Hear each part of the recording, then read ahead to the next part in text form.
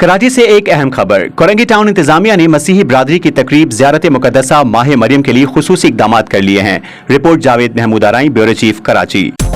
आज तक की वीडियोस देखने के लिए हमारा चैनल सब्सक्राइब कीजिए और बेल आइकन को क्लिक कीजिए ताकि आप हमारी आने वाली वीडियो से बाखबर रह सकें। कायम मकाम चेयरमैन कोरंगी टाउन ज़रीन आवान ने कोरंगी ढाई कोस्ट गार्ड चौरंगी का दौरा किया और इलाके में सफाई सुथराई समेत बल्दियाती सहूलियात की फराहमी का जायजा लिया। ये दौरा मसीही बरादरी की 3 रोज़ा मजहबी तकरीबात ज़ियारत मुक़द्दसा माह मरियम के सिलसिले में किया गया, जिसमें हर साल कराची भर से मसीही बरादरी बड़ी तादाद में शिरकत करती है। ज़ियारत की जगह पर पहले कचरा, मलबा और गंदगी के ढेर मौजूद थे, जिससे तकरीब में मुश्किलात पैदा होती थी। टाउन इंतजामिया ने खुसूसी दिलचस्पी लेते हुए ज़ियारत के मकाम पर पेवर ब्लॉक, लाइट्स और दीगर सहूलियात फराहम की।